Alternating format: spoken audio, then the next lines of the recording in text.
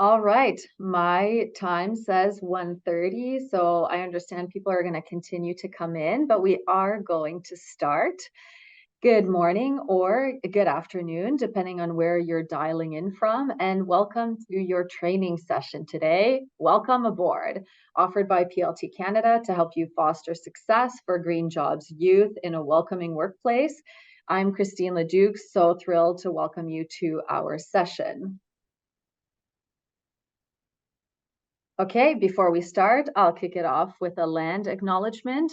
Our offices, PLT Canada and SFI, are located on the ancestral territories of many Indigenous nations, including from our offices on the traditional unceded territory of the Algonquin people in what is now Ottawa, Ontario. Here is an agenda for today and what you can expect from our hour together. This training will be delivered by my colleague, Meg Hanna, who is Director of Urban and Community Forestry for Canada with SFI. We encourage you to participate in the chat. Tell us where you're calling in from and who you are representing today. And we will have our formal question period at the end, but we do encourage you throughout the session to please share your questions or any perspective. We really welcome that and hope to have an engaged group today. SFI, our vision is a world that values and benefits from sustainably managed forests, and our mission is to advance sustainability through forest-focused collaboration. I know that resonates with many of you, so welcome. And for PLT Canada, we are working to advance this lifetime of learning, which is made up of environmental education, forest literacy, and career pathways. So our training today is part of the career pathways programming. Our Green Jobs program, our flagship program of PLT Canada for career pathways, we are in our second year of Green Jobs funding, and I know many of you are Green Jobs employers joining us today, and we're really happy with this track record and our success. Over 7,600 jobs, Green Jobs placed by the end of 2023, with excellent results when it comes to reaching youth-facing barriers to employment, and we've got a very vast employer network of over 420 employers. So again, thank you for your participation in the program and also for your participation today. We're just so excited to work on this program and be here with you today. Meg, your turn. All righty. So thank you, Christine, for the warm and considerate welcome, and a big thank you to all of you for tuning in today. I so appreciate your interest in this webinar. This is a topic that is near and dear to my heart, and I'm enthusiastic to talk to you about youth employment, successful onboarding, and welcoming work environments, because my own career journey has benefited from all of these things, and it's a positive energy that I'd like to put out to you today. My own enriching career journey began as a summer student, caring for parks and municipal green spaces close to home. I connected so much with the folks on that team, and I loved the nature of the work so much that I decided to reorient my university education and my whole career to the green sector in my early 20s. And from that moment on, that pivotal moment, it just sent me on this winding career journey through public horticulture to urban forestry and organizational management, spanning the last 19 years, the last 8 of which before joining SFI as a supervisor in parks, horticulture, and living collections with the City of Montreal, working with multidisciplinary teams. You could say that I grew up in public works. I have seen some model behaviors and some less model behaviors and attitudes, and have learned immensely from those experiences. I do have to credit the success and the great times that I've been having in this journey to those exceptional leaders that showed me a viable career path, that took an interest in my competencies and saw my potential as an employee, and gave me a lot of responsibility and trusted me with responsibility, maybe too much at the time, to make my fair share of mistakes, but to receive feedback and learn from those mistakes moving forward. So that investment in time instilled me to go forth, and paying it forward is something that's very important to me. So our time together will be split into 2 sections covering the following 4 learning objectives. And what I really want to hit on today is really taking the time to ask questions and to gain insight on the perspectives and unique needs of the people joining our organization. And then how we can respond to those needs and set up conversations to discuss folks' perspective in the pursuit of understanding. And when we understand, that makes us better leaders and better collaborators. Once we've set the scene and we've provided ample context on responding to needs, we'll then focus the second half of the presentation on the tangible actions that anyone can implement in their workplaces to make them safe and welcoming for new employees. And when these measures are fostered within organizations, they can actually have long-term ripple effects, cultivating employee belonging and engagement over time.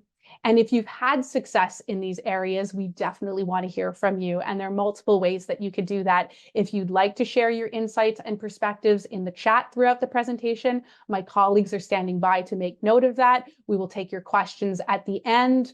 And we are also on the lookout for current Green Jobs employees who champion the success of their teams. So we would love to showcase your best practices and inspirational stories. If you're ever up for participating in a panel discussion with fellow colleagues and organizations, we'd be thrilled to give you that platform and collaborate with you. So look for that engagement survey following this webinar. So let's establish some context and set the scene. I want to tell you about the experiences that Project Learning Tree Canada has had in the Green Jobs program, collaborating with the federal government. We've been working with youth ages 15 to 30, and we have sought their perspectives and their insight in different ways. So while this first part of the presentation will make a nod to our Green Jobs program, I see many of the employers in that program are here today, so thank you. But if you're coming from outside of that program, the feedback that we're going to be sharing is applicable to all organizations. We've set this training up so employers from outside the program can take home some powerful messages. Don't feel left out, so stick around. And before we delve into the diverse and multiple perspectives that we encounter in our work, I want to take some time to acknowledge our own perspectives and cultivate that self-awareness with a brief awareness check. I want to know what experiences influence how we show up to work, and I would like it to be something that we all reflect on. How can our experiences be useful as we connect with others? And when is it time to check those perspectives at the door for a moment so we can listen to others? I'd like to invite you to a short exercise. So kindly think about one of the two situations on your screen, whichever resonates with you the most. You can think about your first day on your first job ever.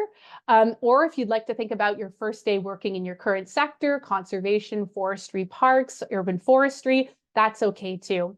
And as you contemplate this first experience that I'd like to invite you to have top of mind, I'd like you to think about the following prompts. You can actually close your eyes and transport yourself back to that day if that's useful for you. So think about, where were you at the time? Who were you with? Did you know anybody around you, or were you with a new group of people? Did you speak your first language on the job, or perhaps you were prompted to speak a second or maybe even a third language? Did you feel excited, hopeful, maybe a bit nervous, embarrassed, terrified, or totally checked out in this experience? Were you welcomed by somebody, or were you left to figure stuff out by yourself, or were you forgotten on that first day? If you could describe this experience in one word, one adjective, I would really love it if you could pop that in the chat so we can see how folks felt on their first day of work, either ever or in the sector. If anybody would love to share, that would be fantastic. Come on, go for it. Excited, shy, nervous. So already a bit of diversity there. Any other thoughts? Overwhelmed. So there's some really important takeaways just in this short experience. Keep on sharing. Yeah. So first, you may have some experiences to draw from that may or may not be useful, building empathy and putting yourself in other shoes. You actually may find yourself connecting really effectively with a new employee because you felt similar to how they're feeling at this very moment. And that can be very useful and extremely powerful in building a connection. However, your own experience is still something that's very personal to you, as it's very personal to me. And those experiences and thoughts about those experiences are going to differ across many different people and circumstances.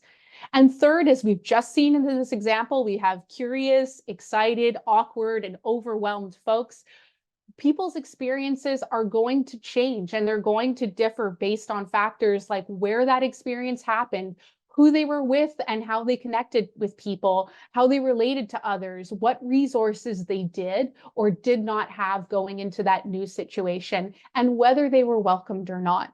So what I want to acknowledge here is past experiences are useful, but we still need to recognize that difference from one person to the next. And through this work, we have an opportunity to balance our personal subjectivity, our perceptions, and even our unconscious biases with the multiple perspectives of people that we're going to be interacting with. And our society is shifting. One shift that I think is very pronounced is we often talked about the golden rule. This is a concept that I was raised with. Treat others how you would like to be treated. But maybe you've heard in the last 20 years or so, folks in the business world or human resources talking about the platinum rule. Treat others as they would like to be treated. And you may ask yourself, well, I'm not a mind reader. How am I going to know that? How can you feel that that's actionable if you have the impression that folks don't speak up or are shy, or maybe you yourself feel a little awkward about broaching those conversations and you see a barrier there? All of that is normal. And treating people how they would like to be treated, first of all, takes time, takes a lot of curiosity, and it takes open-ended, genuine questions to get that insight. It takes care to foster that trust over time. So you're invited to take time to open up a dialogue with others, to hear them out, to ask questions and better understand where they're coming from. And it's especially important as you navigate those first steps and figure out what folks need when they're coming into your organization as a new team member. To take into account what may seem second nature to you, or maybe current or even past employees, may be completely new this time around as new folks are onboarded into your organization. You likely have work procedures and job expectations or goals that need to be made explicit to new people, and you may need to communicate that information multiple times in multiple different ways, whether it's in meetings, individual conversations, maybe some paper handouts and aide memoirs, or email reminders. And lastly, there may be exciting career progression opportunities in your organization. That's a really great way to foster long-term growth, but this information may not be obvious or clear to new employees, and they may not be comfortable to ask. So as you think about those past job experiences, some interesting things to have top of mind are maybe what's some information or guidance that you know now that you would have loved to have and would have made your transition so much easier during those first days? Or if you can think about a supervisor or team leader that got you really excited about the work you were doing, can you recall why or what that looked like? And do you see yourself being that person to somebody else? So what I'd invite you to do here is really adopt an approach of curiosity. I'd say that understanding begins with curiosity, which fosters interest and makes us better collaborators over the long term. So as we provide examples, we want to know who are the Green Jobs youth that we welcome. And if we look at the program that PLT Canada collaborates on with the federal government, we work with hundreds of youth. Just last year, from March 2023 to April of this year, Project Learning Tree Canada committed to matching 333 youth 15 to 30 years old to jobs in the green sector. And we actually achieved making 431 connections, which is super powerful. 67% of the youth that were part of that program self-identified to either being part of a community or possessing different characteristics that cause them to experience barriers, accessing stable employment, securing and retaining stable work, or having early career success.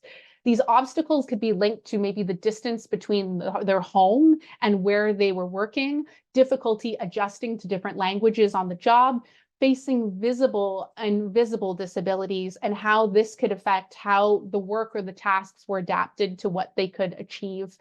Or if they were part of a community that has experienced either misunderstanding, discrimination, or mistreatment by other communities, including the people that they've maybe worked with or for in the past. So other challenges that they face, we wanted to go deeper than statistics. So last year we sent a survey out to 1,162 youth that have come through our program. And of the respondents that engaged with us, we got insight on the barriers that they personally feel, perceptions of job security related to the financial barriers they might be facing with the skyrocketing cost of living, or the uncertainty of seasonal work and not knowing if their jobs will continue next year, lack of access to stable jobs in the area where they live, the difficulty of broaching conversations about accommodations that they need, whether they're living with visible or invisible disabilities, if they're experiencing language difficulty, the complexity of commuting to and from work to their place of residence, or the responsibility of caring for children and their families. Other things that we noticed were lack of focused education, lack of technical skills, and cost of equipment, all of these things that are needed to break into different sectors. And respondents shared with us their insight and some open-ended testimony as well. One respondent talked about their struggle with imposter syndrome. They were a new university graduate and they felt they had valuable knowledge, but they didn't see themselves and their knowledge and their skills in the job postings that were available and that they had access to.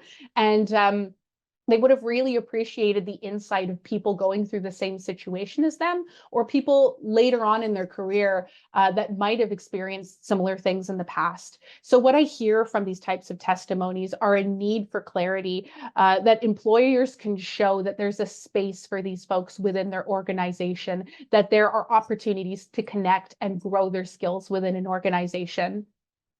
But I do want to acknowledge that employers have their share of responsibilities and obligations to fulfill as well. We all know that a successful employee can look very different from one organization to the next, depending on what that organization's goals are. But we still have several different things to consider when our employees are successful, our organizations are successful, and employers have the responsibility to make sure that their folks are equipped mentally and physically to complete the job, to complete the work safely, on task, and on time, that these folks are able to recognize, identify, and prevent health and safety risks on the job, or that they have the reflexes to know who to go to and ask for help, that folks are compliant with the relevant laws, regulations, and policies in effect, and that folks are working and conducting themselves in a way that aligns with the mission, objectives, and values of the organization. All this while developing positive relationships with the folks that they work with and the folks that they serve. And hopefully through all of these obligations and responsibilities, that there are opportunities for folks to gain job satisfaction and stay motivated in the roles that they're fulfilling. And all of this with the goal of creating environments where people are empowered and seek solutions to their problems. So to do all of this, it takes clear expectations. It takes a number of resources, training, and coaching, but most of all, I'd say it does take that time and that connection early on to get to those outcomes. So let's look at how we can establish that through the ways that we show up at work. I'd like to talk about being seen. Have you ever heard this in your workplace or in your relationships? You really feel seen, or this person sees you, or perhaps this person doesn't feel seen in this moment. What exactly does that mean? It demonstrates the complex interactions that humans have with one another, and that we all come from diverse arrays of networks. And at work, building these welcoming work environments really start with actually seeing the people that we collaborate, including the people that are coming into the organization, the folks that are hired. Being seen signifies a number of things to people. First of all, it means seeing yourself in an organization, seeing connections with the people around you. This can come from seeing people that look or speak like you. It could also come from seeing people of completely different backgrounds, but have the same interests as you, maybe similar career goals or a similar trajectory. We know that environments are richer when made of diverse folks, and they better represent the society that we serve. But we also know that it's reassuring to see folks in the organization with commonalities and common ground, which can make people feel comfortable and at ease to grow in the organization. Being seen also means being respected and considered, given a platform to speak and encouraged to share ideas or be at ease to ask questions. It means to speak, act, and contribute without the fear of being cast aside, disregarded, ridiculed or joked about, or even ostracized in extreme cases. Being seen also means being acknowledged, recognized for one's contributions, and receiving credit where credit is due.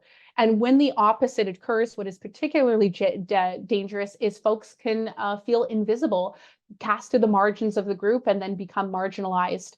And what that looks like, if you think about just past experiences, what it feels like to be ignored by the people around you, to be laughed at for asking a question that's super important to your understanding, or not be asked for your recommendation in a knowledge area that specifically applies to you, the work you're doing, and the expertise that you bring to the table. All of these things can instill a sense of insecurity, whether to ask questions, to contribute, to act in a very important situation out of fear of being ridiculed or fear of retribution, or it can also create environments where people disengage and check out. So how do we foster visibility by staying curious? Going back to treating others how they'd like to be treated, it starts by asking questions and having a genuine interest in knowing more. This can be achieved by open-ended questions. So not just the, how are you? Oh, fine, thanks, or the yes or no questions. It's about going deeper, taking time with the folks that we welcome to have concentrated one-on-one discussions. Maybe just even a half an hour or an hour of your time can reveal amazing things. How do you learn best? Are you a visual learner who likes to see somebody perform a task and then take a crack at it? Or do you prefer being given the opportunity to do something for the first time and then have somebody experienced give you feedback on how you performed that task? What does a great day at work look like to you? And an important question that supervisors can always ask is, what can I do to support you? And really, rather than assuming for people, giving them the opportunity to let you know what they need. And this may only come up in the second or third meeting, but it's important to stick with it and ask those open-ended questions and have the courage to do so. And if we want to take visibility even further, what else does it mean? Well, it means making sure all intended team members are invited to opportunities to engage, to have team meetings, and not just invite somebody who has a work email, but everybody in the field. Give them chances maybe once a month to engage. It means taking time to see if folks have something to bring to a team meeting agenda, not just supervisors and senior leadership. It also means asking for opinions and feedback. And if folks do have an opportunity to speak up in meetings or on the job, well, let them finish their thought and not interrupt them. And a great example here, some people are concerned if there is a team meeting taking place and time is limited and somebody is very passionate about something and their intervention is taking quite a bit of time, then it would, a great workaround for this is to acknowledge that this is very important for the person who's speaking and give them an opportunity after the meeting, quickly after that engagement, to have the time to speak their piece, without holding up the meeting, but giving that time and committing that time so that they can say what they need to say, to listen, to understand, and not just to figure out, the next response or the rebuttal. Asking somebody how they'd like to be recognized is super important as well. Taking the time to figure out, is a public shout out in a meeting okay, or to call them out in a public email about about, something that's gone really well? Does that excite them and get them really enthusiastic, or does it make them feel uncomfortable? Would they prefer personal recognition, just talking about something that's gone really well in a one-on-one meeting, or the occasional tap on the back and congratulations? So it's important to ask how people like to be recognized, but really to honor that and follow up and give them that personalized recognition when that good work has been performed.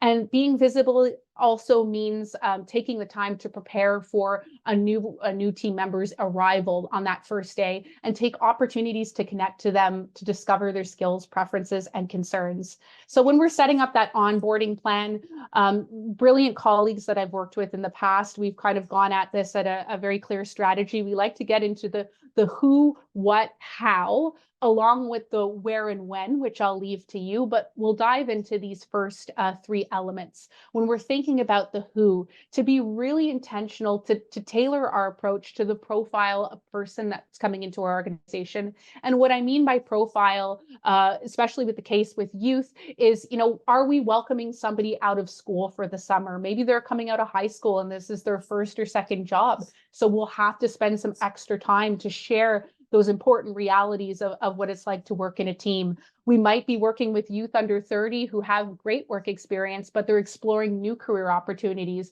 So they know the groundwork of working with others, but we may need to focus more time with them on tasks so they really take in this subject matter. Or maybe we're working with a recent graduate of a university or a technical program, and we're looking forward to see if maybe they could be bridged into a more stable full-time role in the organization. We want to consider as well, are we welcoming one person at a time or a group of people? If it's one person, we can really tailor some great focused one-on-one engagement and coach them through. If we're working with a group, we may be able to design it as a cohort and have orientation meetings with the group together, which then facilitates really great bonding and links within that group, which can be super valuable for those people.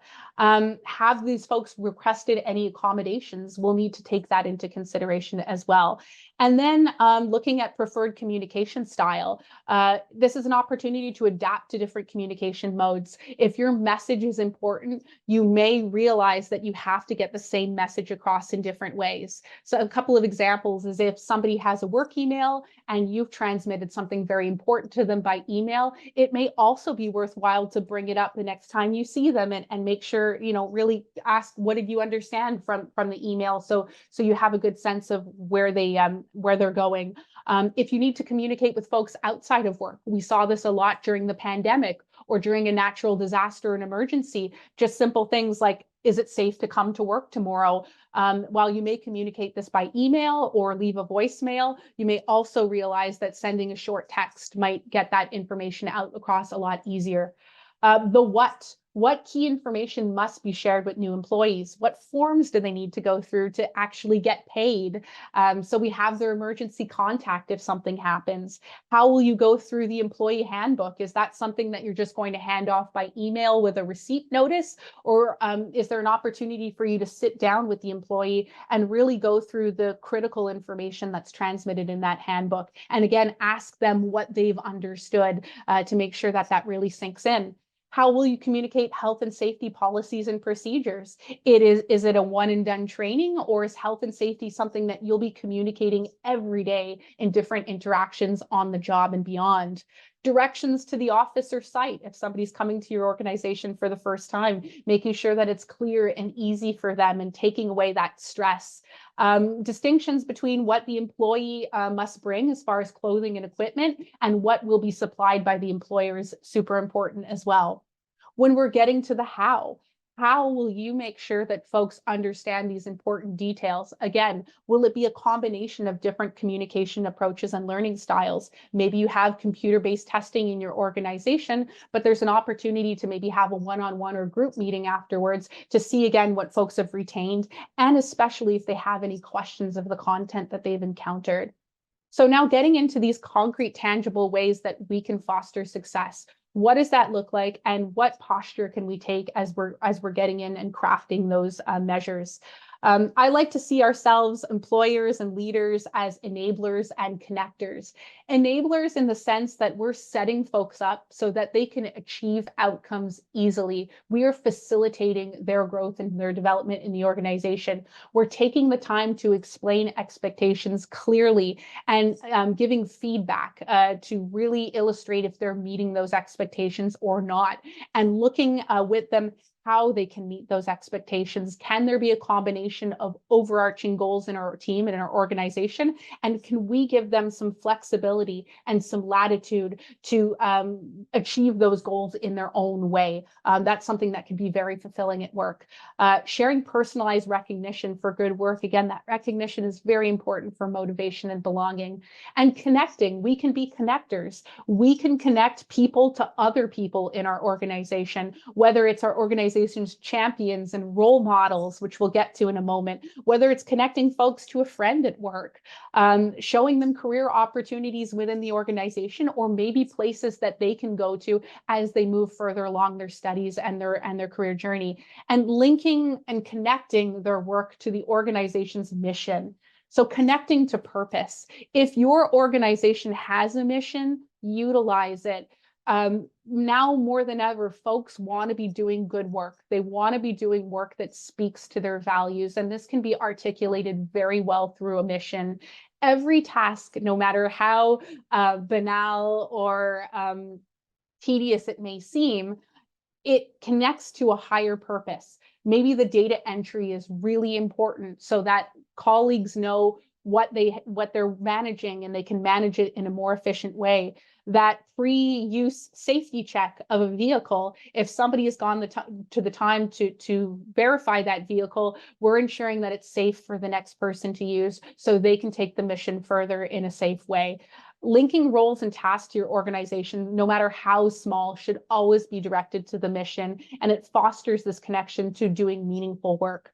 One thing that I really like here at SFI is we have a staff culture document that's accessible to anybody online, and we go through it when we onboard new employees, and we come back to it regularly in team meetings. Our staff culture document is a simple one-pager that links to our vision and our mission, and it actually illustrates what it means to be a champion in our team. That, you know, we value supportive folks, we value collaboration, creativity, folks that can work together and make work environments fun. If you don't have this, this could be an opportunity to define what it means to be a champion in your organization and how to encourage that. What's the work culture that your team aspires to? And it really helps get members on the same page when it comes to work. So when we're getting ready to welcome, some of you may have really sophisticated onboarding processes. You may have computer learning with modules that folks go through. You may have a very robust employee onboarding manual. You may have nothing at all. Many folks here on the call recognize that they do have an onboarding plan in place, but the majority acknowledge that it's most likely not up to date. So where do we start? Even if we have nothing, starting is the most powerful thing that we can do. And sometimes it can start just with a simple one-pager, an agenda of how that person coming into the organization is going to experience their first day at work. Just a one-pager, you know, we can name our employee and recognize the first day that we're starting at work. We can divide out those important things that the employee needs to achieve in the first day, and we can also make an opportunity to not have this rest on the shoulders of the supervisor or just pass it on over to human resources. There's an opportunity for everyone to be involved in the process, whether it's a supervisor assuming the welcoming and making sure that the person is set up with a locker and they know where where they can keep their stuff, that they have an ID card and proper footwear to circulate freely in the organization, to having a team member come and take this new person around in the organization and introduce them to people, show them the break rooms and the social life of the organization, direct them to the storeroom and where they can go to get the material that they need, and then have your trainers, your internal trainers involved to provide on-the-job training. There's a value in connecting first. And what do I mean by connecting first? Something as simple as a phone call to a new employee before they start their first day at work can change their entire experience, the experience that they have at work. Just taking the time to introduce yourself, to know how they're doing and how they're feeling about their first day. Do they have a skill that they're just dying to share? Are they really concerned about something? Just something, a simple question as, how do you like to be referred to as, or how do you like to be called at work, kind of takes the awkwardness out of pronouns and preferred names. It just asks someone how they'd like to be referred to, gives them the opportunity to express their preferred name, how to pronounce it correctly, and if they have considerations for their pronouns that they care about and want to express to you. Asking, do you have any questions? Is it clear to you how you'll be spending your first day at work? Once you've addressed those questions, you may want to make note of them and reassure the employee that you'll be following up with them by email within the next day or within the next week to reinforce some of this information that you talked about. That way, that information can be printed out or readily accessible on their cell phone as they're coming to work. And what are those key details in advance that we need to communicate? Preparation fosters confidence. So when folks are prepared and they know what to expect, they can head into that first day more reassured, with more trust and confidence. So, including those visual directions to the office or site, maybe a map. If there are special considerations for parking, is it available or is it paid? Do they need a parking pass? Are there easy public transit options close to work? Who will welcome them and where can they find that person? The start and end time of their first day, immensely important. But if you can communicate in advance what their schedule will look like, if it is a set schedule, then that's great. They're going to be able to organize their personal life around these parameters so that they can show up. If it's a rotating schedule, can you give them any feedback on what to expect? Again, so they can prepare with confidence.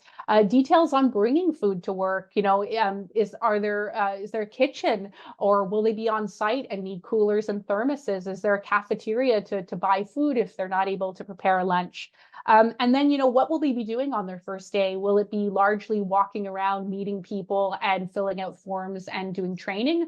Or will they be out in the field performing manual work? Will their picture be taken for an ID card? All of these will influence how the employee dresses, and when they arrive, that they feel that they're in the right place. And importantly, who can they contact in case of an issue, especially that first day? What if they get lost on the way to the office, or their car breaks down, or the night before they were in the hospital with a loved one? Really important that they know how to know where to reach out to. Setting up that first day on the job. This is, again, something that we can do with a lot of intentionality. And when we do it in advance, we avoid problems early on. Just identifying who will welcome the new employee on the first day. Will multiple people take part in that process?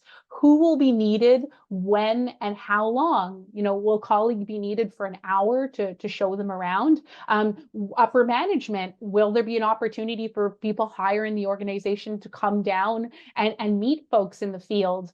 Maybe you have a health and safety committee. This might be a great opportunity for some of those representatives to meet the new folks and have some time with them to talk about what health and safety means to your team. Can workstations and computer access be set up in advance? For some larger organizations, it may not always be possible, but if you can negotiate that with your IT team, if somebody is plugged in and ready to go first day, it makes that transition so much more seamless. Will orientation happen with one new employee or in a group or a cohort? Can they be assigned a mentor or a champion? Those people we were talking about, those effective people in your organization, can they also help onboard new folks? Can certain equipment and PPE be ordered in advance so that folks arrive and they have a high-vis vest or a hard hat? One other thing that I love, I've experienced it at SFI as well as the Montreal Botanical Garden. Management prepared a welcome notice. So they contacted the new employee in advance, asked for their photograph, any key details that they wanted known about them, and folks prepared a little blurb, a little paragraph that went out in advance saying, this is so-and-so, they're starting their first day on Monday. This is the role that they'll be doing. This is where they're coming from. Please join us in welcoming them on their first day. And once those folks get into the organization, what do those first discussions look like? And what opportunities do leaders have to foster this growth and understanding? I think it's important to meet with somebody on their first day. So I've taken as long, anywhere from a half hour to 2.5 hours with folks, depending on their circumstances, taking the time to explain to them how they matter to the organization and how their contribution to their role is going to help advance the mission. Give them an opportunity to disclose what about this experience is important to them. Are they eager to learn a new skill? Are they really keen to apply what they've learned in school? Are they a little bit lost and this is a new opportunity for them? And do you want to kind of look at their objectives and feel like how this role can bring them and consequently your team further? Take the time to explain expectations clearly. Sometimes a written document or a handout can also be useful. Things like attendance requirements, what to do if an employee can't come to work, being late, how is that addressed at work, who's depending on them, what are the safety requirements and protocols, and what are these expectations of how this employee will be trained moving forward. If you have any key policies like a code of conduct, anti-harassment and discrimination, not only expressing how harassment and discrimination don't have a place on your team, but who they can go to if they witness or experience harassment and discrimination on the job. Do you have any expectations about things like smoking and using cell phones on the job? What does social media look like? Social media use, are there any parameters to respect there? How vehicles will be used? Will they be permitted to do so, or do they need to receive training or work with an experienced colleague? And how will they receive this feedback? Will there be periodic one-on-one meetings scheduled, which I think are super valuable, and I'll get to that in a sec. What that first week looks like on the job, to reassure you, not everything needs to be communicated on the first day. Somebody just mentioned in the earlier exercise, they felt overwhelmed on their first day. Is there an opportunity to piece out that orientation so they're not just getting a fire hose of information as I'm doing to you right now? And how will they be able to learn at their own pace and who they can count on to reinforce that learning? Consider daily check-ins. I was a big fan of the 5-minute tour when I was a supervisor, so actually taking at least 5 minutes to go and see every workstation every day at different times. Early on in the organization, they didn't do this very much. So we actually had to, spend an hour with folks, but we found that the more that we did these tours, the more effective things got over time, and the shorter those tours were. The one-on-one meeting, which I think is the best investment to really address knowledge and issues before they become a problem, give employees an opportunity to express their questions and their concerns. The one-on-one meeting, what's key to it actually going well, is scheduling them in advance, honoring and not canceling those meetings, and taking the time to plan for them, developing a little agenda between yourself and the employee where you can talk about aspirations and goals, where you can build relationships within the organization and provide guidance on how they act with others, better understanding on their learning styles, an opportunity for them to bring challenges and their proposed solutions to you before it becomes an issue and becomes more costly in time and morale down the road. And a great opportunity to match employee skills with opportunities as well. If an employee says they're really proficient in managing Zoom calls and they do a lot of online training in their spare time, then maybe you can utilize that expertise the next time you have objectives of delivering that kind of service. One-on-one meetings are an excellent space to provide feedback as well. Everybody should be versed in providing good feedback, whether it's a supervisor to an employee, whether it's between two supervisors, two employees, or two different departments. Effective feedback can guide employees on actions and behaviors to adopt or to avoid. And good feedback means a lot of things, but what it especially means is that it's planned and prepared before discussion, if possible. Some really urgent safety situations or tight deadlines might not be amenable to that situation. But, if you are planning a one-on-one meeting every week or 2 weeks, this is a great opportunity to plan feedback and really discuss with somebody how they're performing. It's usually shared within 24 or 48 hours of a situation occurring. For instance, if your team just met a deadline and exceeded expectations because of something that this employee did to contribute, then that merits really prompt recognition. The same as if an argument or a misunderstanding has occurred between team members, you want to squash that out and address that early on after that event occurred. Feedback should be specific. It should bring up something that we can name, that it's focused on facts, a situation, a behavior, or deliverable. And what's important is linking that fact to the impact that that action or behavior had on others. In the case of positive feedback, it could express how you were able to meet this deliverable in a very meaningful way. If it's a behavior we want to discourage, we could say, the way that this person expressed whatever, made the group feel a certain way that we don't, want to encourage. And so it includes this impact of the situation on others, and it provides a request, something that the employee should be adding to their practice or avoiding or toning down. It should give space for the employee to react and process.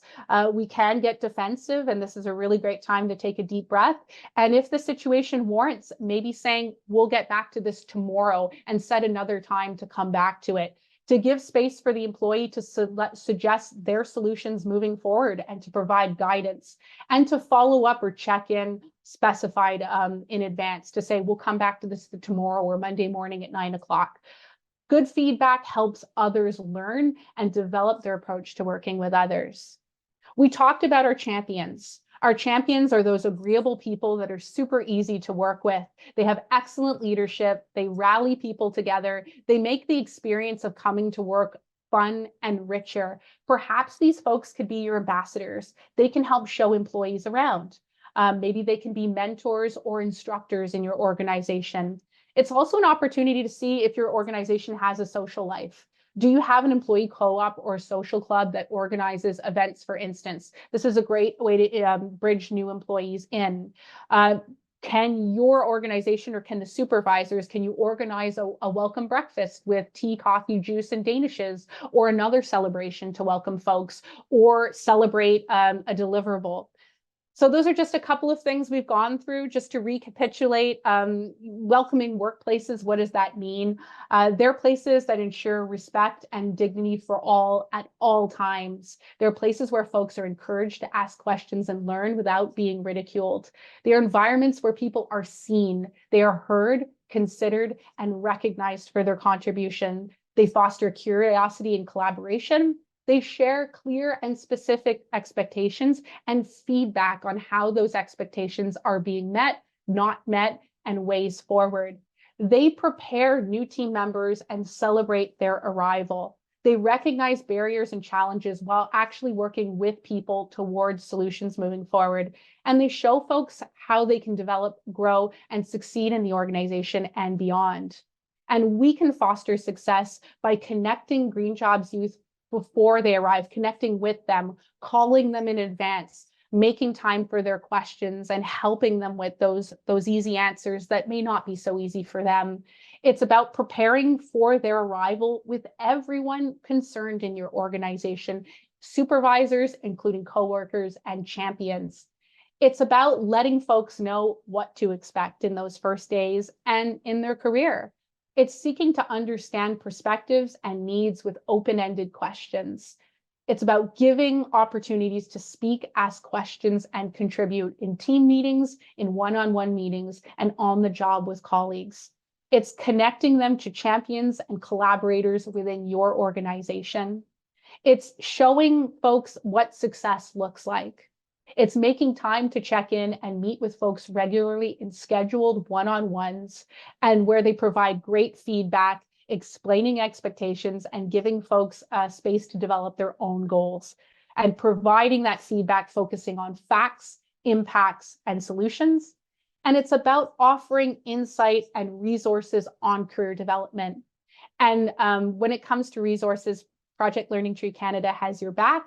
One example is our career and role model highlights with our Guide to Green Jobs in Canada, Voices of Indigenous Professionals, which is a great career guide in general, talking about different roles and career pathways to get to those roles, which can be inspirational for anybody, but specifically that we're showcasing the lived experience of different Indigenous people across the country. These stories can really resonate with folks. So if you are welcoming Indigenous people into your organization, having these guides available and talking to them about it might be a great way forward, or inspiring youth coming in.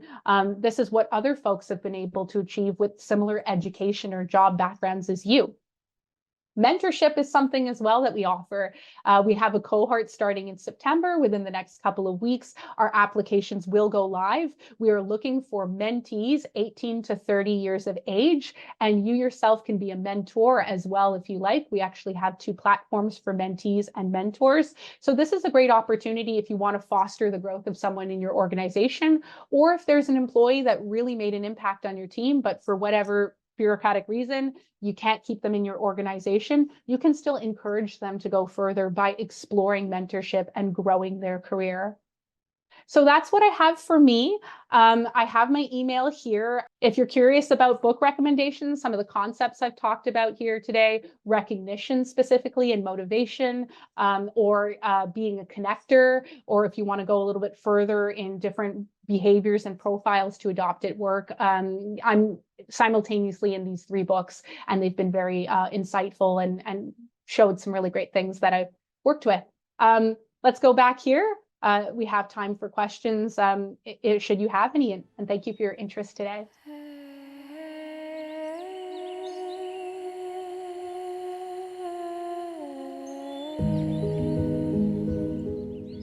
If you would like a work experience in the forest and conservation sector, or would like to learn about our mentorship program and career resources, visit pltcanada.org.